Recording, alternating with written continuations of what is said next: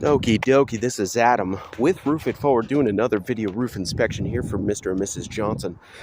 We are at 2229 Lakes of Melbourne Drive, and the reason initially we got called out here was for some leaking on some of the metal roofs here.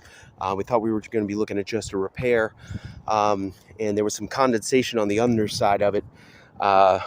Which made it kind of difficult, but we kind of kept talking, and what ended up happening was we were able to see a lot of the dents from some of the hail damage underneath it once that condensation dissipated. So physics were doing us a favor that day.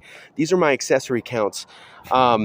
Essentially what this is basically is any of the penetrations or any of the openings on the roof. So I've got two 1.5 pipe boot and one 10-inch gooseneck here. So that's your ventilation. Upon getting on the roof, homeowner was under the impression that this was maybe like a 5 to 7 year old roof. It's possible, and it's likely that this was very underventilated. There's a lot of soft spots to the decking. I actually thought that there's even a potential of a second roof underneath here. But what we're looking at basically fundamentally is going to be hail damage.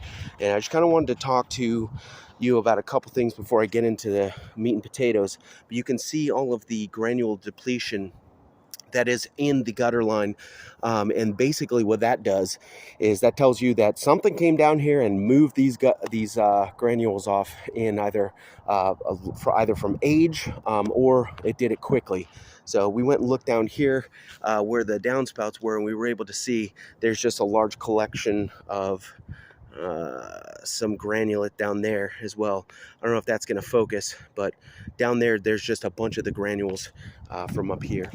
Let's talk about the hail damage. So all I did was just pick a quick spot out and see if I can find some hail hits. It was pretty easy to see when I first got up here. So what this is, right, when you're talking about hail damage, is it comes down and it disperses the granulate on the actual asphalt.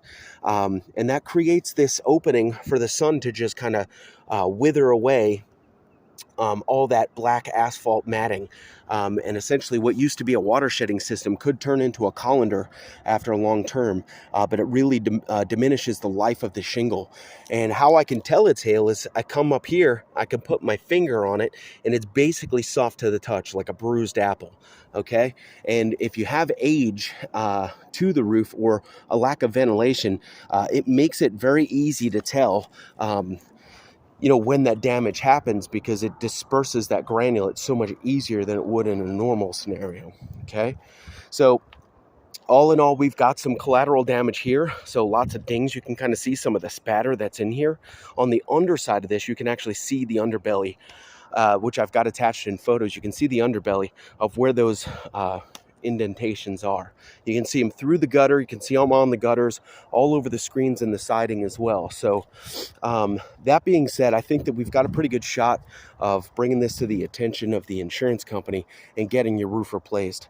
Obviously, if I'm here, your odds are going to be much better. I'll be able to argue a lot of points here, and having seen it firsthand, hopefully we can get you taken care of.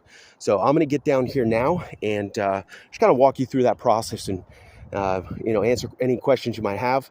It takes about 5 minutes. So that being said, I'm going to go ahead and wrap this call. This is Adam with Roof It Forward, signing out.